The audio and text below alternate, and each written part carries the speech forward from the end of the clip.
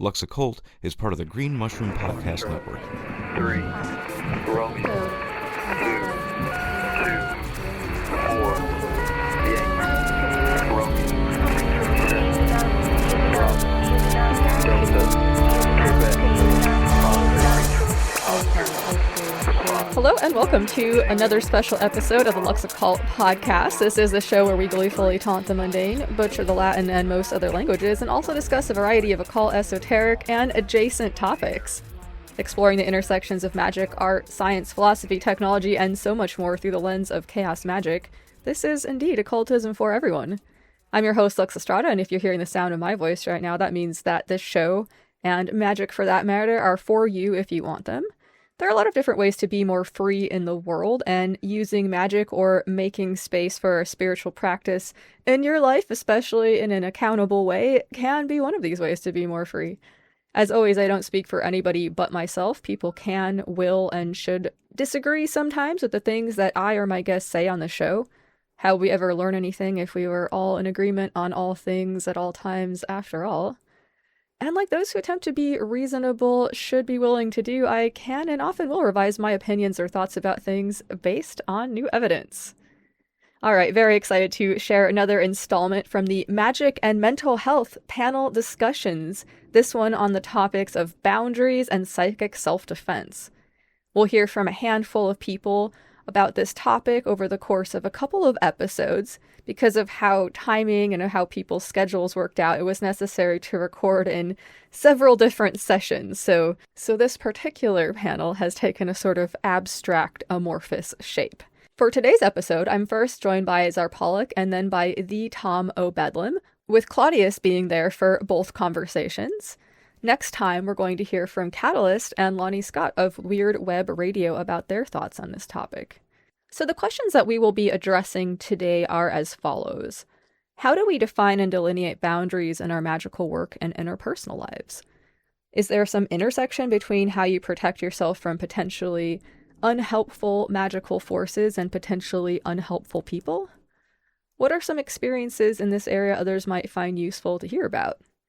How do we define psychic self-defense? How do we practice it? What are some experiences or tips that you would share? I'm very grateful that people were so generous with their time and perspectives in volunteering to join our peer-to-peer discussion. Thanks so much to all of the panelists who have helped make our magic and mental health discussions such a success. There's a lot of great stuff to get into here today. I'm very excited to share our conversations. But before we do, let me remind you that if you like the show or the other work I've been getting into, you can support it on Patreon. And if you do so, you can take a bibliomancy break with me. There are no tiers or levels or whatever, so give as you will. Buy Me a Coffee is an option for those who wish to support the show with a one-time donation. Thanks so much for everybody who is already supporting this thing in some way or another. It makes it possible for me to make it by allowing me to cover the expenses associated with production and whatnot, which in turn allows me to justify to myself the time that I spend. So although I'm an extremely introverted person, I don't use social media very much. I'm not there checking on stuff every day or anything like that. This certainly doesn't mean that I don't want to hear from you all or anything. I'm beyond lucky to have such awesome listeners, collaborators, cohorts, co-conspirators, etc. I always welcome people's thoughts or questions or comments or suggestions or arcane revelations for the listener mailbag segment. You can reach me at luxoccultpod@gmail.com. You can also direct message me on Instagram at luxoccultpod or on Blue Sky at luxestrada919. A quick note about Instagram, due to the sort of enshittification of the platform and some of the choices that they've made in terms of who they've been hiring and everything, I'm probably going to try to not post there very much.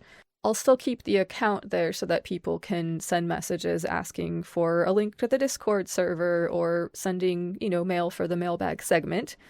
But I don't think I'm going to be feeding it any more content. You can find new content on Blue Sky or on Patreon or on the Lux Occult YouTube.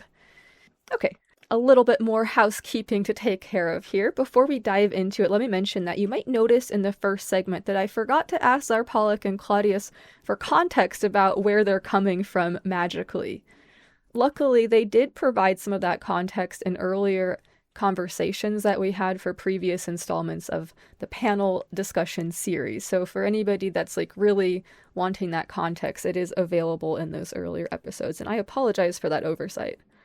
So I want to remind you all of some important context to understand about the whole magic and mental health series of discussions. The people that you'll be hearing from are not mental health care practitioners and are speaking about their own lives and their own experiences. So although you might find useful things in our discussions, none of it is meant to be advice about what might work for you. We're all coming from different situations and have different contexts for things. So please keep all of this in mind and take whatever you feel might be useful to you and leave the rest behind. All right, fuck yeah. Without further ado, let's roll into the first segment of our peer-to-peer panel discussion about boundaries and psychic self-defense. Here's my chat with Zarpalic and Claudius.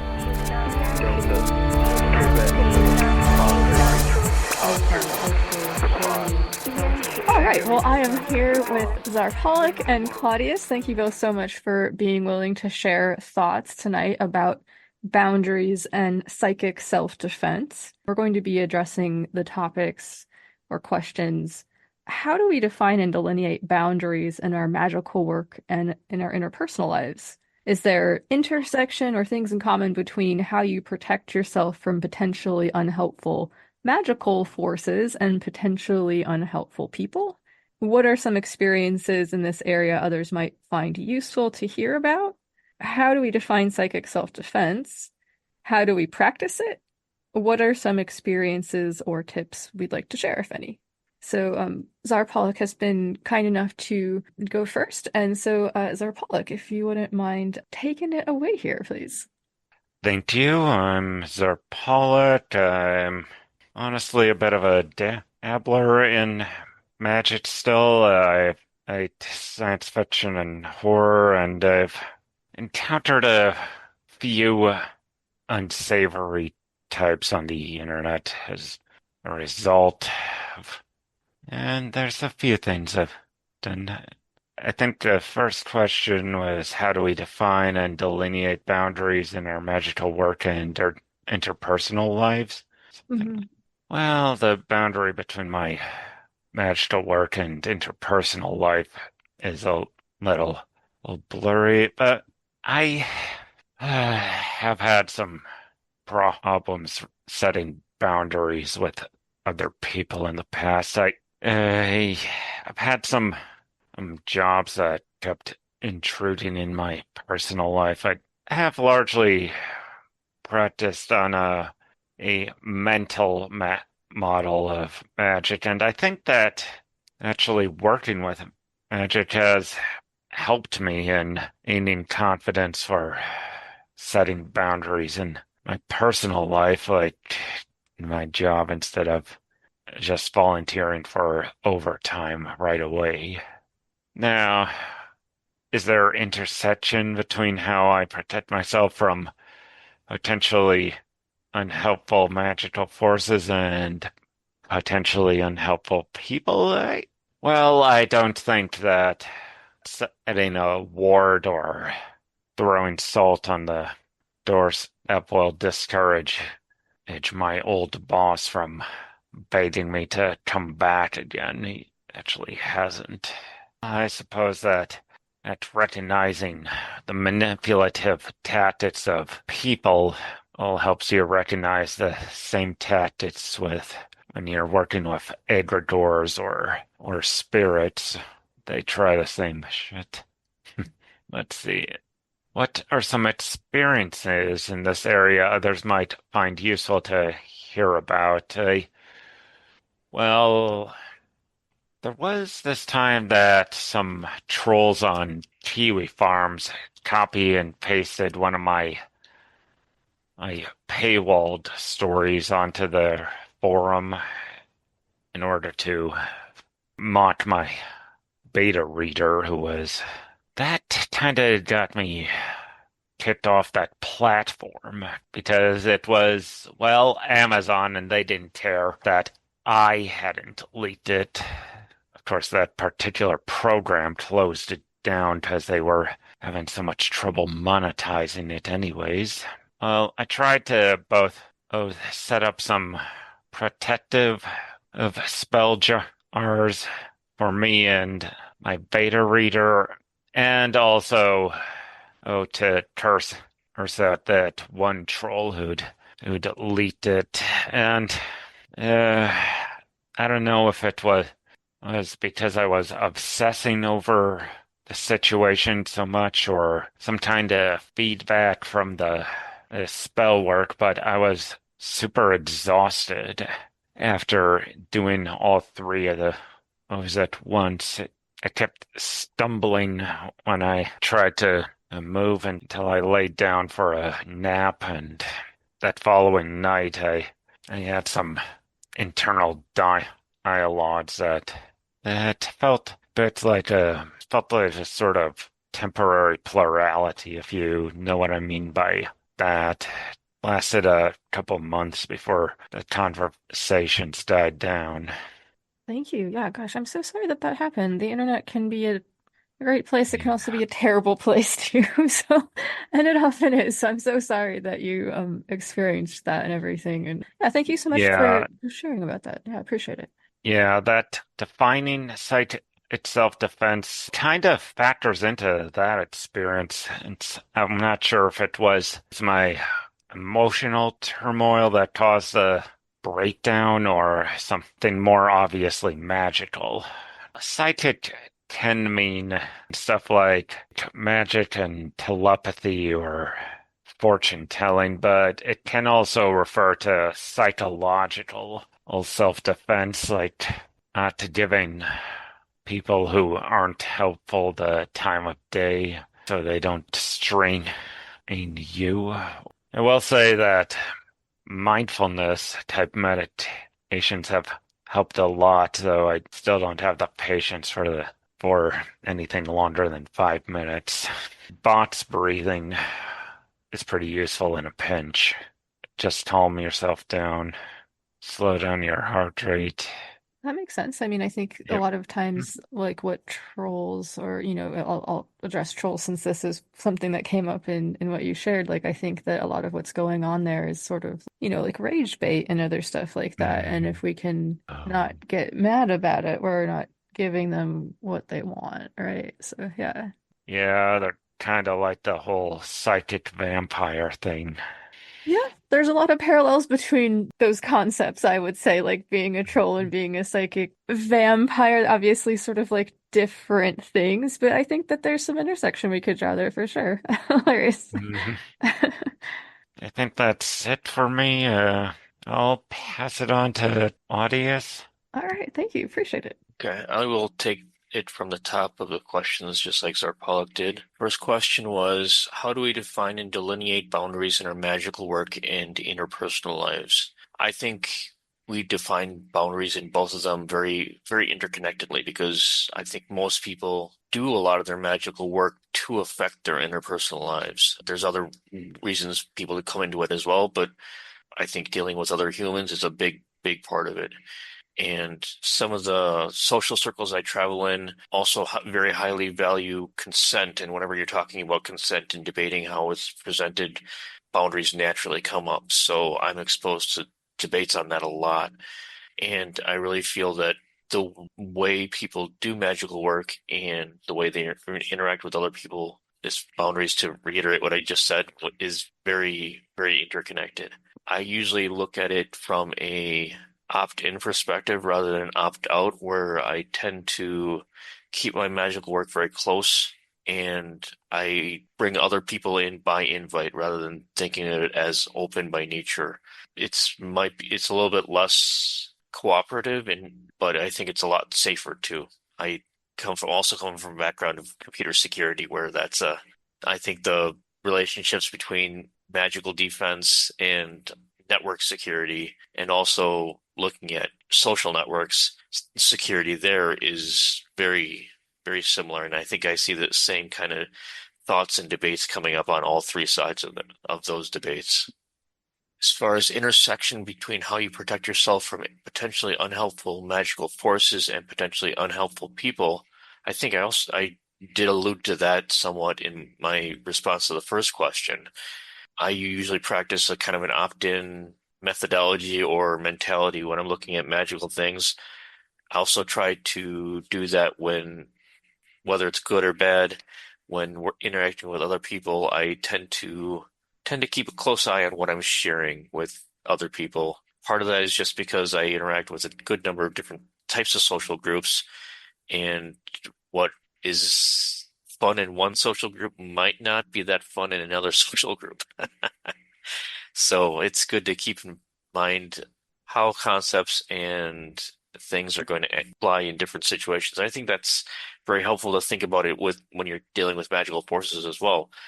Depending on how you're practicing magic, if you are dealing with one aspect of magical forces versus another one, different types of offerings are going to fly better.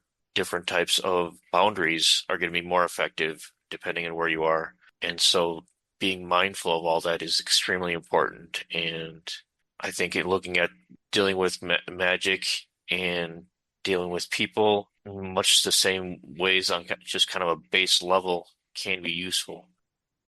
Some experiences in this area that others might find useful to hear about. I think like most people, early on when I was younger, I did have some bad experiences, and I think some of those bad experiences still do affect me to this day in kind of a lingering, long tail type of thing.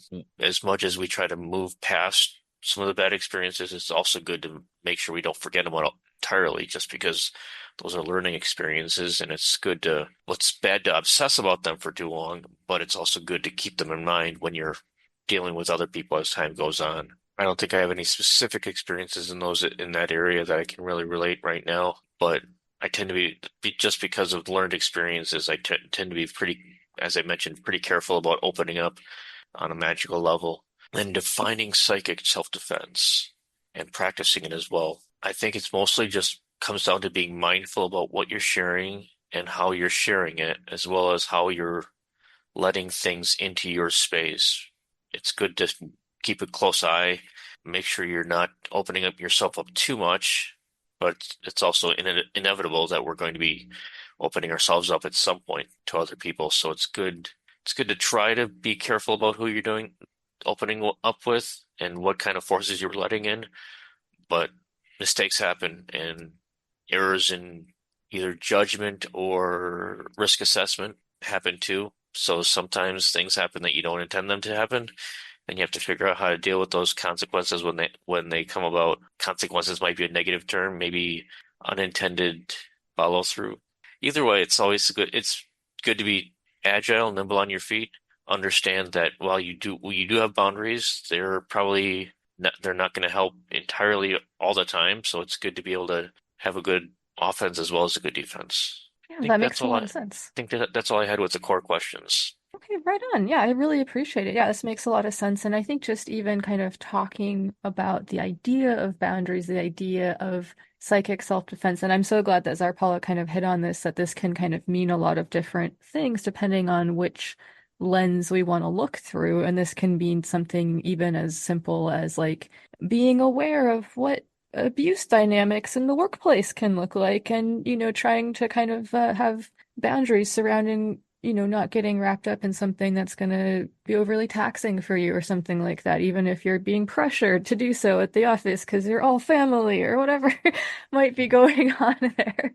So yeah, I think that's one way of looking at it. There's also, much more esoteric ways of looking at it. We talked a little bit about psychic vampires and stuff like that. So yeah, I really appreciate you both being willing to hang out tonight and share your thoughts about all of this stuff. Do you all have any last words, or is there anything that you would like to plug or let the people listening know about? Well, my horror slash urban fantasy webcomic, Joanna Ghost Hunter, just started back up. You can find it on places like the Duck webcomics or Comic Fury, and you can order the first 3 chapters in print from Fenris Publishing. Okay, right on. Thank you. Very cool. Claudius, what about you? Any last thoughts or anything that you would like to, anything you're excited about that you want to let the listeners know about?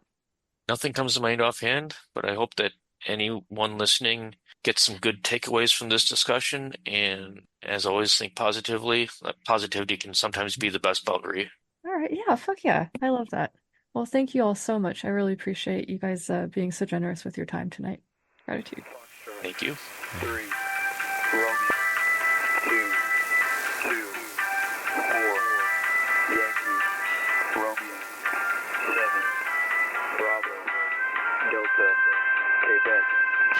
All right, thanks so much, Zarpolok and Claudius, for kicking things off for us here and for taking the time to join me.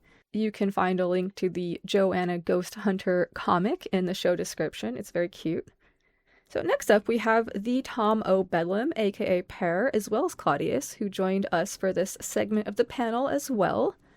We'll touch on some things about boundaries that performers will likely be able to relate to, and explore some of the many forms that psychic attack can take in our modern world. Before we hop into all that, allow me to quickly provide some context about the little project which has brought our panelists together. It's something that I concocted, which was inspired by and in some ways based on some historical magic conducted by British people during World War II. Me and a few others set things in motion back in October of 2020, Halloween to be exact, and we've been sort of hanging out and doing magic ever since. Green Mushroom Project is a sort of ongoing group magical working based on the metaphor of the relationship that some fungi share with some plants. In a nutshell, if we, the magical practitioners of the project, are like a forest of trees, the green mushroom current connects us and strengthens us in unseen ways. In addition to this idea of this underground mycelial web connecting us, there's also the concept of the mushroom spores, which are little packets of magical energy which can be applied to situations as needed by any participant. The Green Mushroom Project's newest experiment, Void House, is about investigating the healing and alchemical properties of consent, providing consent education to magically inclined people, and organizing consent-centered magical spaces for group work, both in person and online. We've got a lot of fun and free activities going on the Green Machine Discord server, which is the home of the Green Mushroom Hypho Sigil project. You can join us for our weekly Fungal Friday chats, as well as some special events like ceremonies and seasonal celebrations. We've been doing some cool planetary sphere initiations organized by Dave Ardrey, so shout out to Dave for that.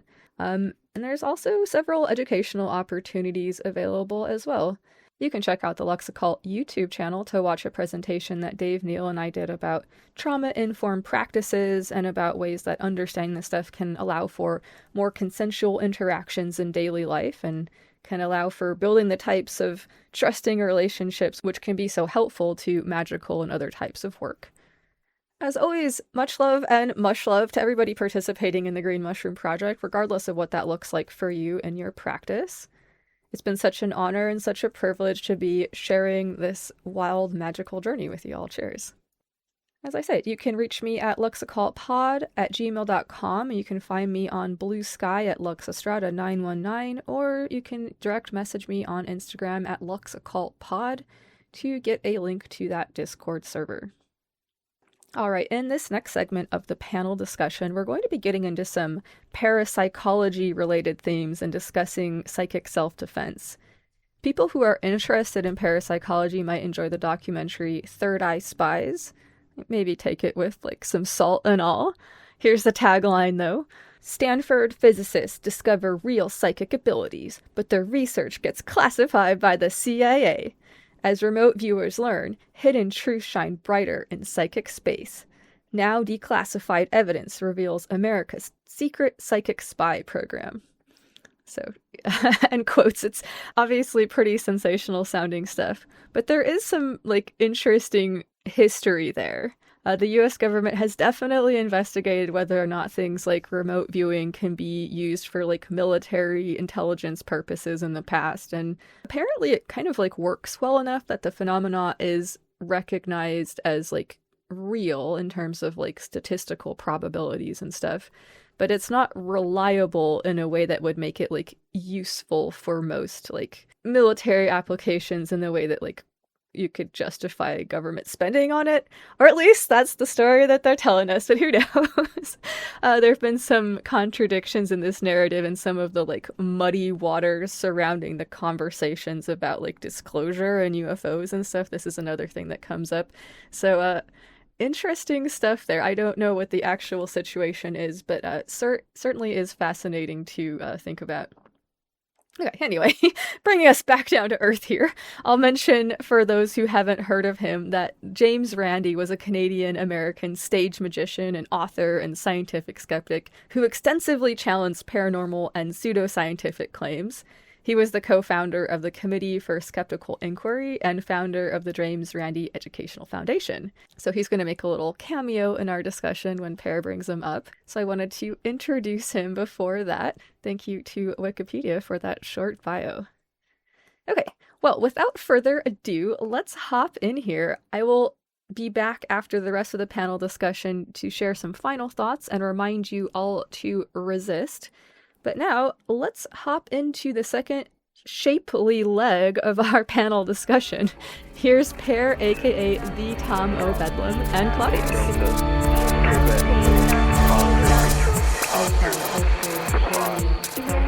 All right, well, thanks so much to my panelists for joining tonight. We've got the Tom O. Bedlam, aka Per, here to share some thoughts about boundaries and psychic self-defense. And Claudius is also kicking it tonight. Possible that there might be some further follow-up thoughts from the earlier discussion that we had earlier this week, I believe it was. Thank you both so much for taking the time to hang out and share thoughts and perspectives about this. So as we sort of previously agreed before we started recording, Per is going to be our main character for tonight.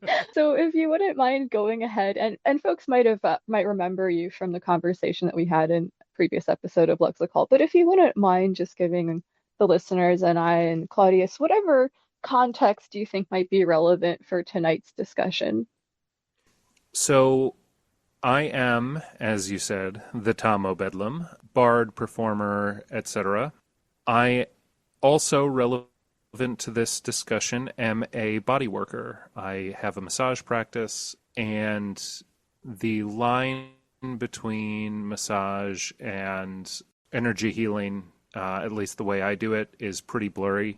And I have had experience both in terms of people naturally forming some unwanted connections through that work, and also picking up and taking on board actually a lot of like genuine physical pain and illness through that work. So I've had to upscale or upskill myself in terms of energetic hygiene and boundaries in order to do that safely.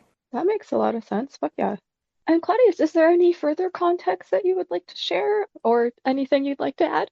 I was thinking about if I had anything more to add, and the only thing I've been able to come up with is like kind of the value of a daily kind of practice where you're either like casting a ritual or making a sigil. I try to do something at the very beginning of the day before I start doing anything else, just to kind of get my thoughts in order and enforce any boundaries that I think might be like, or boundaries or like kind of personal focus protections that I think might be slipping.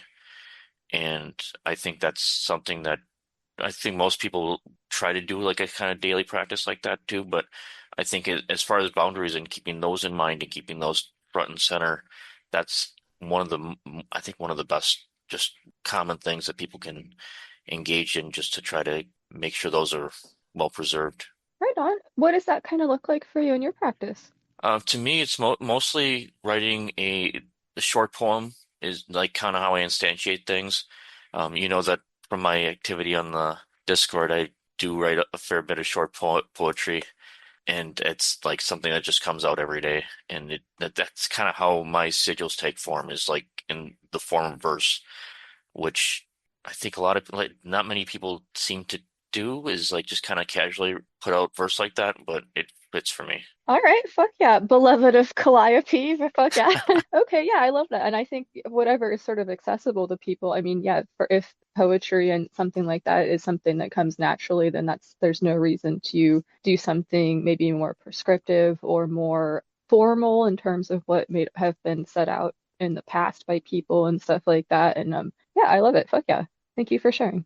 All right, well, maybe we should go ahead and get to the main meat of our discussion here, which are the questions that were posed to the panel. I'll go ahead and reiterate to people here, and I'll have put a disclaimer before all of this so that folks are reminded that, we're talking from the standpoint of lay people. This is obviously not going to be advice for anybody in particular because all of our circumstances are so different and individual, but perhaps there might be some little tidbits in here that could possibly apply to your life. Who knows? Mileage will obviously vary. Our topic tonight is boundaries and psychic self-defense. So, how do we define and delineate boundaries in our magical work and in our interpersonal lives? Is there intersection between how we protect ourselves from potentially unhelpful magical forces and potentially unhelpful people? What are some experiences in this area that others might find useful to hear about? How do we define psychic self-defense? How do we practice it? What are some experiences or tips that we might share? So, Pear, if you want to go ahead and take it away and share anything that you might have to offer about these many questions. Look, as a good Midwesterner, I have a really hard time drawing boundaries for other people. And so I've actually had to think about this rather a lot. I try to approach drawing boundaries both psychically and interpersonally less as establishing a demilitarized zone to keep people out of a certain aspect of my being, and more in terms of looking to fill myself with productive patterns and cycles of growth in the aspects of my life that I want to invest in, which naturally, or with a little bit of work, but tends to crowd out or fill the inner circle of of a boundary, so that if someone tries to push me on my use of time, my taking of space in a particular way, or in the context of either my public practice of performance or my professional practice of massage, of healing, tries to access these personas in an angle that I'm not comfortable with, I've kind of proactively filled the space that they would be intruding on. In the context of massage, well, in the context of both, there's a degree of dressing the part. So when I practice massage in a professional capacity, I'm wearing a pretty nice set of black scrubs. I carry myself in a very particular way. I have a number of scripted interactions so that I am controlling, or at least setting the tone for how I'll be giving this care. There is a danger I've found to being too receptive, where people will, if you are good at giving, if you're good at body work, if you're good at Reiki, if you're good at, these healing modalities that are a little less discreet than so-called Western medicine, you do have a tendency to have clients that latch onto you as the source of healing for them in a way that can be extremely draining and dysfunctional, and doesn't serve them, importantly. And so being really proactive in terms of, I am filling this space with a certain type of relationship. We have a communication back and forth, but you don't actually get to latch on to my guards down, vulnerable being. Similarly in the context of performance, and I am not popular. I want to just be very clear. I don't have legions of adoring fans. Well, not yet, at least. No, and I don't particularly want them. I having a small but excited following is definitely preferable to being popular in my opinion. But even at the very, very, very, very fringe of ultra local celebrity where I kind of exist, there are a couple of people that I have encountered who've been maybe a little too excited about asking more of my time. And yeah, again, just being really proactive in terms of defining the aspect of me that they have access to, right? It's, of course, you have access to the Tom O'Bedlam, but he lives on stage, and when I step off and unmask, then we have to have, then I'm filling this interaction with a very different kind of energy. And yeah, I think anyone who's been in a public-facing either performance or very public speaking heavy role understands the exchange of energy that happens when you're on stage in front of a crowd, and it can be genuinely intoxicating. And managing that, I think a failure to manage that experience is part of why we lose so many performers so young.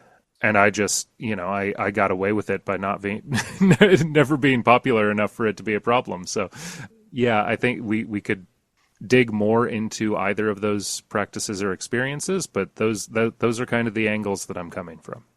Yeah, that makes a lot of sense. Thank you. And yeah, there's a lot that I can relate to just in terms of being a podcaster and even talking about things that are pretty personal. So yeah, absolutely. It is important to sort of really be clear about where those boundaries are going to be, even if you're doing something that you are passionate about and that you love. It's still not necessarily the same as your social interpersonal life or whatever, right? It's different things. Especially if it's something that you're passionate about and love, it is important to draw that line, because there's just so much access that people have to you when you're, and in regards to performance, and I'm sure podcasting to one degree or another, right? It's vulnerability is what people are there to see to a large degree. And so how am I vulnerable and honest to the extent that I can do this work without being so vulnerable and honest that it kills me is a real question. Yeah, that makes a lot of sense. So in terms of because I know that performance does have a sort of, as we've discussed on the show, there's some, magical aspects to it. So is there some intersection in there in terms of how you protect yourself from potentially unhelpful magical forces and potentially unhelpful magical people? We've talked about the people part of it a little bit, with really being clear about what role you're filling. And I think the fashion, the clothes thing is a really big touchstone. You can communicate to yourself and others what role you're filling by what clothes you're wearing or whatever. This is why ceremonial garb can be so effective. Yeah, for explicitly magical practices, relative to, I think, a lot of the practitioners that I've interacted with, I don't do a lot of shielding or boundary work in that traditional sense. I take a sort of kids should eat dirt attitude towards a lot of it, in that your whatever energetic body, subconscious, attendant spirits, etc. will be able to deal with most of the cruft of walking about, even in kind of charged situations. And what they can't shrug off, the work of sitting with that residue and processing it strengthens your whole deal. Eloquence, the soul of wit. What I do occasionally is, particularly in relationship to massage, obviously I will wash my hands after every client because I've got massage oil on them. But in the context of a client where I'm feeling as though I've taken on board a particular energy or pattern or need, I'll be very conscious in washing my hands and face, just adding an energetic component to that cleansing. And if I have access to salt, maybe add a little bit of that to washing my hands. I rarely remember to have to pack a vial of salt in my bag, but sometimes it's there. And when it's not, just the intention and attention of putting some energetic component into that cleansing goes a long way. I also, if I feel like if I notice something following me or like tagging along, stuck to the bottom of my shoe, if you will, I'll make sure that when I get home, I go in through the back door and I sweep my steps away. I've got a little broom, a little consecrated hand broom that lives by the back door for that purpose. And sweep away my footsteps, and then that also goes a long way towards not letting the nasties sort of feed and cling to my pattern.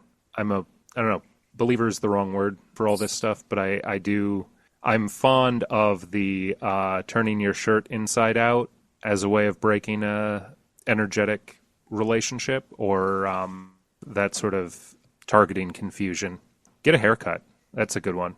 Just if you feel like there's something honing in on you that your normal activities and clearings can't deal with. Those are good, low-effort interventions. Yeah, right on. And also, I was thinking little mirror charms are a classic here too. Something reflective that will refract. And yeah, okay, fuck yeah. And a shout out to tying a knot in a piece of string. Big fan of tying a knot in a piece of string. Hell yeah, I love not tying magic. Fuck yeah. Yeah. Claudius, is there anything that you would like to add so far? Not really. I don't think you mentioned it specifically, Per, but it sounded like you were like kind of delving into your personal protection from like parasocial type relationships, which like is something that I've heard a lot of people talking about, and it's probably even more possibly dangerous when you're looking at people who bring magic into that whole realm. So that's a really good perspective. For better or for worse, I have not met anyone in my experience as a musician playing pagan gatherings. I have not met anyone who I've felt threatened by, and that is a privileged position in many ways. I am an enormous white dude, so that helps. But I also just have managed to navigate these spaces without really meeting anyone who's got ill will. Maybe I'm just kind of enough tangent to the sort of witch wars and drama that I slip by them, but it has not been a big part of my experience. I've met people who have some magical heft to them for sure, but nobody that really worries me in that way, or so I don't know, maybe I'm clueless, maybe I'm cursed, but just haven't noticed it yet.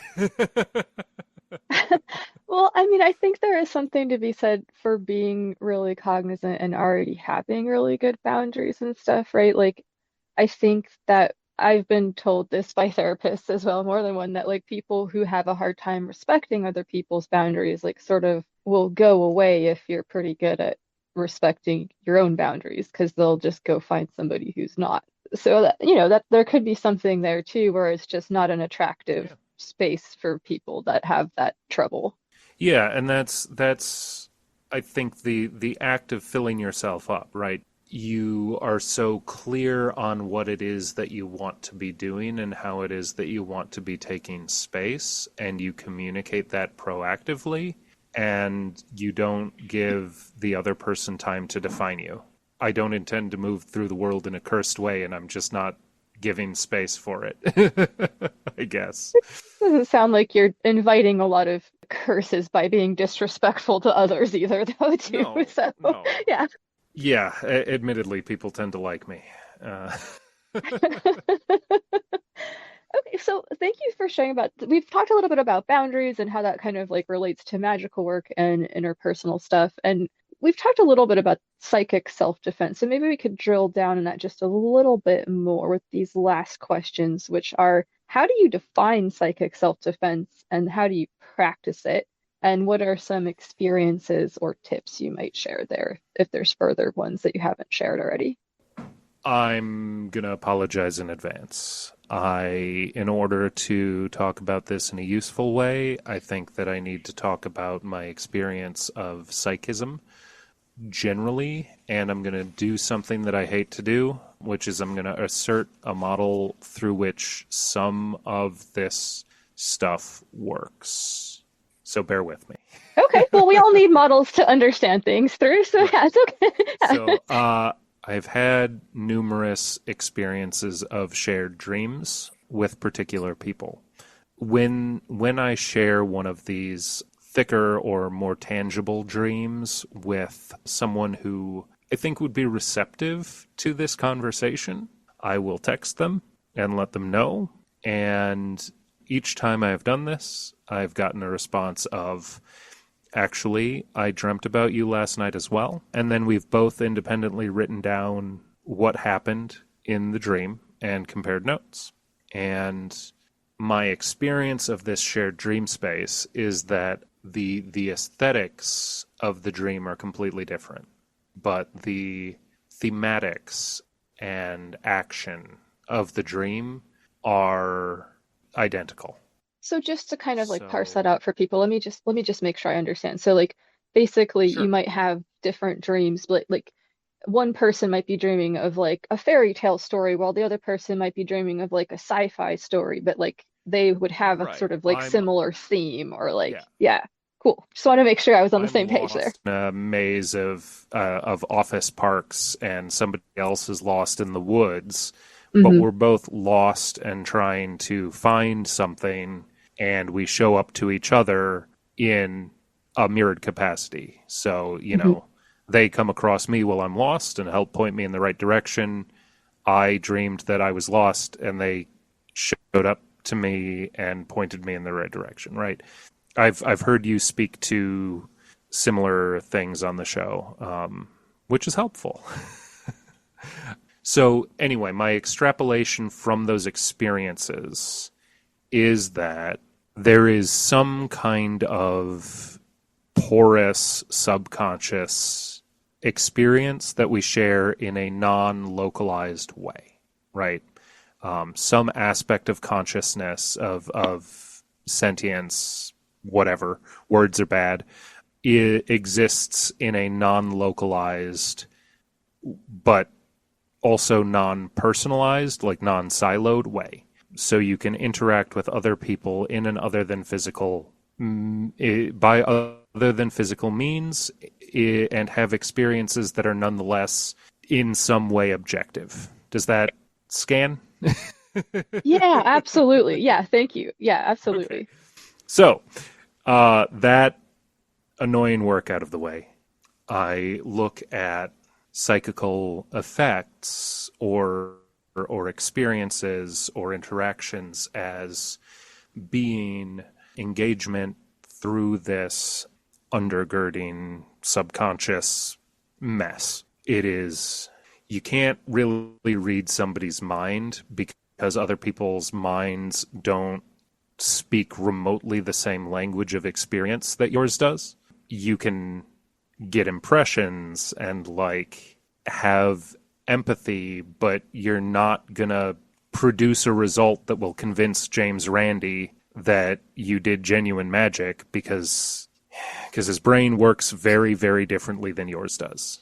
That is my second sort of thesis, that everybody's experience of this stuff is very alien, and it's hard to come to grips with it. And there are people out there, I'm sure, who are extremely good at translating other people's brain talk, but it's hard. So most of my experience of what I would call psychic attack is in terms of people trying to get you off of your intentional patterns of being and onto what the sort of patterns of behavior that they want you to engage in. That is sales constantly.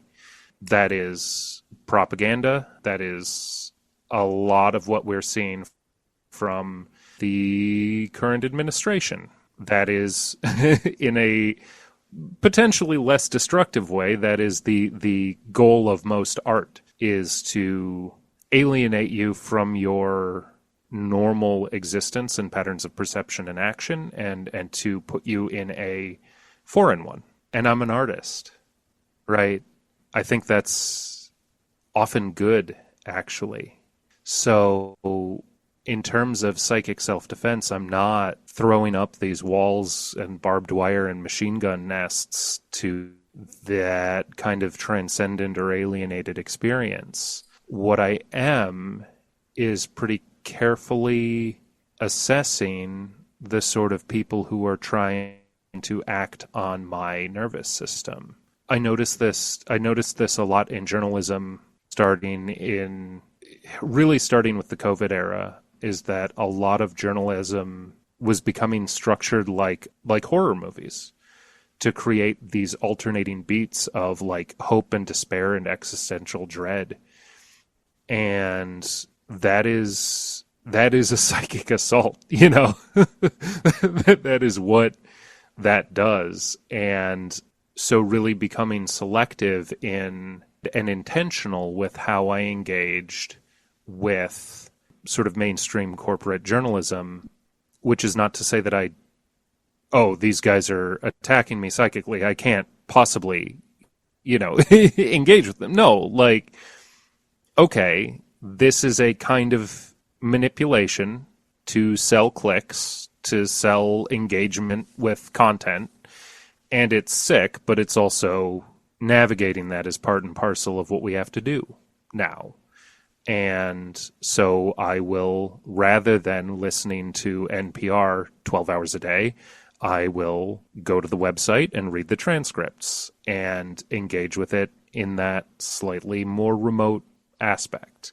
Similarly, if I am in a social space and someone is trying to sell me something, whether it's their particular political ideology or the Samsung Galaxy 13 or whatever, I will either remove myself from the conversation or try and sort of judo it, get them off their script in some way, so that we can engage in a less adversarial sort of way as, people. Does that answer the question? Does that even remotely address it? Oh yeah, absolutely. And I think it's really I'm glad that you brought up the media in the conversation about psychic self-defense, because I do think there are a lot of spaces where that would be a great place to focus some defensive efforts for sure. So yeah, I'm so glad that you brought that up. And also sales tactics. I have experienced recently some very pushy sales tactics that I was almost aghast at. Somebody was trying to sell me something repeatedly, and it seemed like a good deal, but if something is a super good deal, there's no need to use high pressure sales tactics as far as I see it. So I'm always like, I'll call you back after I do some research. And if they like call and call and call, and it's like, okay, no, thank you. I don't want to fucking deal with these. You're too thirsty. But they fucking spoofed their number. Like they made it look like the Humane Society was calling me. And so I picked up and I was like, hello, I love animals, right?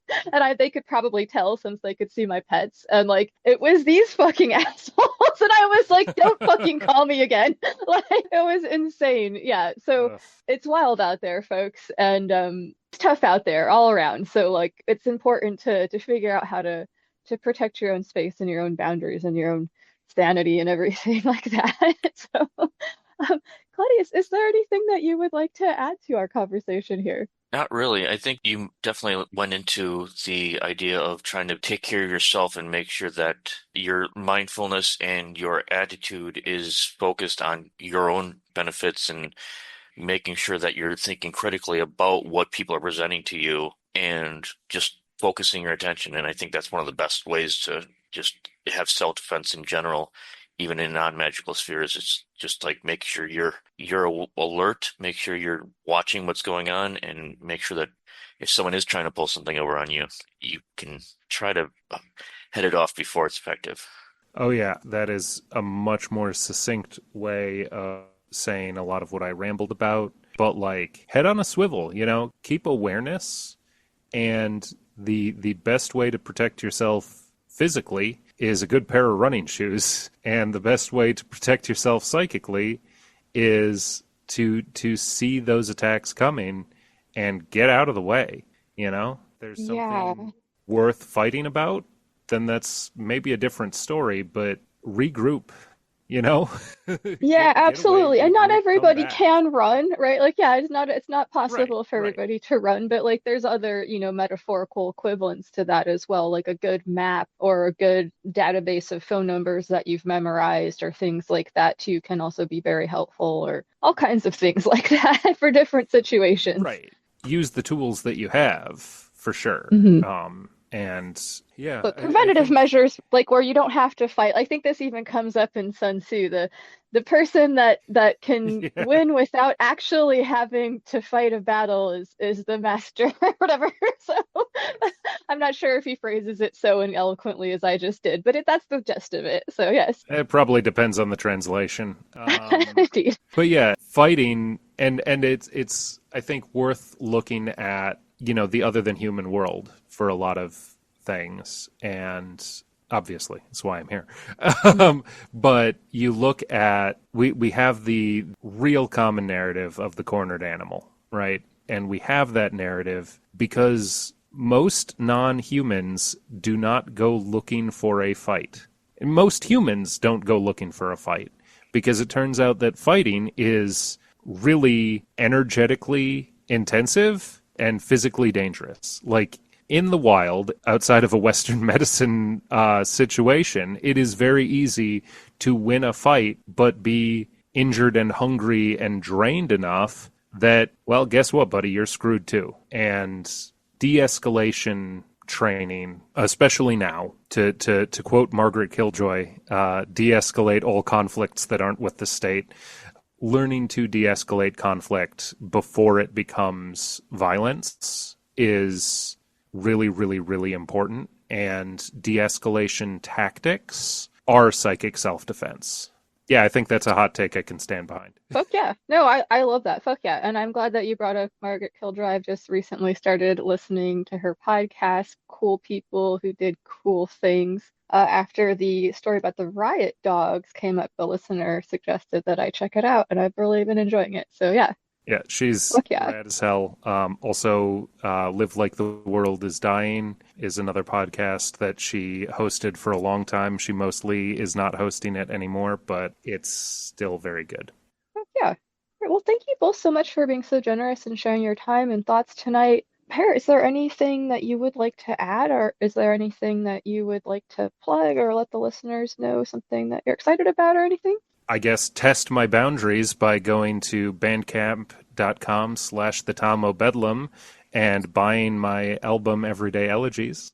Um, Absolutely. you could escalate your assault on my being by subscribing to my Patreon, and getting a song once a month with lyrics and a short lyrics, chords, and a short sort of analysis of how and why and what I wrote. Other than that, I will be playing the Earth House Midsummer Gather in Wisconsin next summer. I will hopefully be playing other pagan gathers in the near future, but that's the one that I've got kind of locked in. So I believe I will be at North Dakota's Grand Sabbat as well. And yeah, Oh yeah.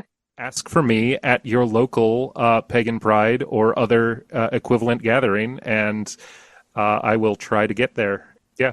Absolutely. And Everyday Elegies is a very cool project. People can listen to your and my conversation about it on the show. It's a sort of like hyper sigil project that a lot of cool magical intention went into. So a little bit of context for folks there. And Claudius, is there anything that you would like to, any final thoughts that you'd like to offer or anything that you would like to let us know about? No, I don't have anything more. I think it's been covered very well, but great discussion, and I love the perspective that Per brings to conversation. Yeah, I do too. Thank you so much. Thank you. Thank you. 3, Romeo, 2, 4. Greetings, this is Luxa from the future, cutting in here to let you know that I almost forgot to tell you all about the online classes I'll be teaching alongside my very talented friend and fellow coyote, Chelsea of Weird Road. We had so much fun teaching a variety of classes in person at different breweries when we were both living in the same place that we decided to expand the Tarot and Brews universe with some online offerings. We'll be kicking things off on February 8th at 5 p.m. Eastern with Tarot Basics Online. We will be recording for those who can't make the Zoom call in person, so you can still see the class even if you can't make the time. For our Tarot Basics class, we're going to be addressing reading the cards from both a systematic and an intuitive perspective. We'll outline the Fool's journey through the major arcana, discuss numbers and the elements, give some historical context, and discuss some possible pitfalls to avoid in a tarot or other practice, all within the consent-centered space we will establish through some simple respect agreements at the beginning of class. Even though I've been reading tarot for over 20 years now, each time I teach, I feel like I learn something new about the mysteries contained within the deck. I'm given to understand that this itself is one of the mysteries of the tarot, that some of the lessons can only be learned through teaching or giving an account to others. So chances are, whether you're brand new to tarot or have some experience under your belt, you might find something new and interesting, or enjoy spending time in the consent-centered space we will be holding. Sign up by clicking the link in the show description or visiting weirdroad.com and clicking on the Tarot and Brews link. And if you live anywhere near Orlando, Florida, check out Tarot and Brews Instagram to find out where in-person classes and other cool events like cat adoption, tarot yoga, and other things are being offered. Alright, fuck yeah, hope to see those interested on February 8th. 7, Bravo, Delta, Quebec. Alright, thanks again so much to the Tomo Bedlam and Claudius for that discussion, and to Czar Pollock for joining me earlier as well. Find links in the show description for Everyday Elegies and the Tomo Bedlam's Patreon, as well as all the stuff that we mentioned in the episode. You can also hear the Tomo Bedlam, aka Pear, and I talking about the project Everyday Elegies and about hypersigils, which is a way of making art with a magical intent, in episode 99. It was a really great conversation, so check that out if you haven't already. Also, the album Everyday Elegies is really rad. I'm going to play a track from that to cap off the show. I have some final thoughts to offer about the panel discussions and about channeling anger, but first let me remind you that if you like the show and you like what we've got going on here, you can support it on Patreon, which will entitle you to receive a bibliomancy reading from me. Making the show is, of course, a pretty wild amount of work, especially for just one intrepid podcaster, but it means a lot to me to be able to do it. So thank you so much to the people who are making that possible by giving on Patreon or buying me a coffee, and to the people who are supporting the show by spreading the word. Tell all of your friends, allies, and magical associates about it, as well as everybody you meet at the next PTA meeting, bake sale, anarchist collective coffee clutch, or ceremonial potluck you should attend. You can also post about it on social media or write a positive review where that's possible. All of this stuff is super helpful, so thank you so much to everybody who is doing this. And don't forget to smash the fucking shit out of the follow button or whatever it is on your app so that you can get updates when a new episode comes out. So I'd like to revisit and highlight some observations and perspectives that our panelists shared today. Czar Pollock noted that even as little as 5 minutes of something like mindfulness meditation can be super helpful. There are a lot of different ways to get into meditating, so if one way super sucks for you, you can try another. Czar Pollock also mentioned box breathing. I'll go ahead and offer this short definition from healthline.com. Box breathing is a technique that can help lower blood pressure and aid in pain or COPD management. It's also a powerful stress reliever and may help manage anxiety. Okay, thank you, Healthline. The technique basically consists of a slow, measured inhalation for 4 counts, then holding the inhalation for 4 counts, before slowly exhaling for 4 counts, followed by holding that exhalation for, you guessed it, 4 counts. And then you repeat for however long. Breathing techniques can be pretty powerful, so it's probably a good idea to maybe talk to a medical practitioner first if you have some health issues. Claudius mentioned his sigil poems, which I think is such a cool concept. I like to sometimes encode magical intent into songs or poetry or whatever. It's sort of adjacent to what Claudius mentioned. Also, shout out to Laura on the Discord server for organizing the poetry challenges that we've had there. It's been such a cool opportunity to try to write more regularly. And as the days grow longer, I am looking forward to us hopefully having a horny spring poetry challenge in the next months or so. We'll see. There are some things that Pear, aka the Tom O. Bedlam, brought up that I think are worth asking ourselves about and maybe thinking on a little bit. The idea of how do we show up to be vulnerable and honest in our work while also protecting ourselves? What do we fill ourselves up with to keep that inner magical circle Tom mentioned occupied with so much cool stuff that unhelpful things can't get in? Zarpolok mentioned trolls and psychic vampires, and in the panel I say that they're different things, but are they? Pear in the second part mentioned sales tactics and propaganda as being two types of psychic attack. Now that I've thought about it more, I do think I would say that online trolling is a form of psychic vampirism because it feeds off of people getting pissed off. I feel like we're seeing a lot of this type of vampirism these days, which is why it's so important to guard your mind and, if possible, channel any rage you might experience into productive and constructive means rather than taking the bait being offered by those who would seek to trap you into possibly acting against your own best interest. Pear is a resident of the Twin Cities area, which has been one of the grounds zero lately for the aggression we're seeing from an unhinged US federal government. It seems like they want people to freak out and take the rage bait, to become the violent extremists that their little smear campaigns are attempting to paint the patriots who stand up for democracy and for our Constitution to be. Don't take the bait. Easier said than done sometimes, though, right? The question for me, and likely for many others besides, is how do we channel that anger into something constructive when it comes up, so that we can continue to function and do the things that we need to do, so that the anger won't become harmful to ourselves or to others. But luckily, as magicians, or witches, or whatever we like to call ourselves, we have tools for placing things like anger in the container of a magical circle, or perhaps a triangle of art, and confronting it on our own terms. This is a type of boundary we can create for ourselves, where we take the time to process and assess what we're being told or shown before moving into whatever reaction might be coming up. It can be difficult, but with a little practice, we can become the boss of our temper rather than losing it. For me, the shape of this type of mastery will likely continue to look something like the Strength card from the Tarot. Anger can be motivating, but also destructive. You can ride on the lion, or you can be eaten by it. And anger can't necessarily be controlled by applying a firm, angry grasp. A light, gentle touch can coax it, though, as is depicted in most versions of the Strength card, where a figure is placing a hand inside the gaping maw of a beast. In coaxing one's anger, it's possible to be more strategic about how it will be constructively channeled. Does a given situation require a bull who charges forward with a lowered head?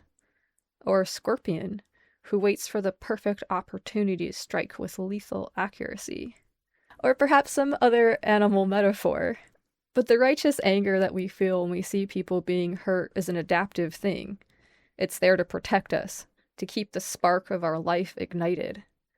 The anger itself, not the things that caused it, but the anger itself, is sacred and should be treated with respect and danced with in intentional ways. Channel your rage into art and magic, into organizing your community and making local connections with your neighbors. Learn about de-escalation tactics. I put a few resources in the show notes, but there's a lot available online too. Learning about how trauma works can also be helpful, because so much of what we see in violent situations can be the result of people moving into trauma responses, like fight. And remember, always, that acts of joy and fun, and creativity, sensuality, community, and celebration These are all acts of resistance. And as I share with you the Green Mushroom Project statement of resistance, I will encourage you to cultivate these things in your life wherever possible, as you remember to resist. Resist by maintaining sovereignty of the self. Resist by maintaining love of the self. Resist by maintaining fierce loyalty to love and pleasure. Resist with acts of radical kindness. Focus on the path to better times. Fuck yeah. Thanks so much to Zart Pollock, Claudius, and Pear, aka the Tomo Bedlam, for joining me. Check out the show description for links to all the stuff that we talked about here today. Gratitude to Hecate, The Void, and all of Team Unseen. Thanks so much for the kind words and support, everybody who's reached out about the show and the other work I've been getting up to. Appreciate it. Most of all, though, thanks so much to you for listening. Much love. Even in dark times, there are many bright lights. So shine on, friends. This is Lux Estrada reminding you to stay strong, guard your mind, and stay fucking curious. I will bid you all a fond farewell as we go out with the title track from Everyday Elegies by the Tom O. Bedlam. Cheers. Here's to the travelers and their pet duck, and the kids who still think that it's fun to say fuck. Cause they'll remind you if you get too comfortable, there's things in the shadows, friend, you're still edible. So live like you mean it, take a few risks. Don't think on your deathbed of all that you missed. To all the bad employees, the mid-budget mystics, the punks in their 40s. They'll buy you a drink, though their jackets all tatters, who won't give a band, cause all of this matters. They know wildflowers, they know if they're native. They're knocking on doors and pounding on pavement. Living's a game, so rewrite the rules. For magical mystery, make 'em up fools. The fires are burning, dance while you breathe. Even an atheist's got something they believe. And here's to the cooks working the line, and the salesmen out here losing their minds. They're seeing the footlights, the curtains, the stage, the Pepper's ghost promise, the lies of our age. Now they're cutting the rigging and dropping their lines, making up new ones, speaking their minds. Living's a game, so rewrite the rules. For magical mystery, make 'em up fools. The fires are burning, dance while you breathe. Even an atheist's got something they believe. And here's to you who don't know what you're doing, but you see something small in need of improving. Helping turtles cross roads, leaving water for bees. Listening to the waterfalls, thanking the trees. Oh, we won't save the world with last stands or grand gestures. We're everyday people, we're not the Avengers. Living's a game, so rewrite the rules. For magical mystery, make 'em up fools. The fires are burning, dance while you breathe. Even an atheist's got something they believe. Living's a game, go and rewrite the rules. You magical mystery, make 'em up fools. Lux Occult is part of the Green Mushroom Podcast Network. Hey, what's up? I'm Luxa. And I'm Josh. Are you looking for a chill place to hang out online and chat about chaos magic, occultism, witchcraft, and more? Are you hoping to learn and share your knowledge and experience in a place that is welcoming to folks of all different backgrounds and identities? If so, check out the Green Machine Discord server, home of the Green Mushroom Project, Our growing community of chaotes, occultists, sorcerers, witches, and weirdos has all kinds of fun and interesting things going on.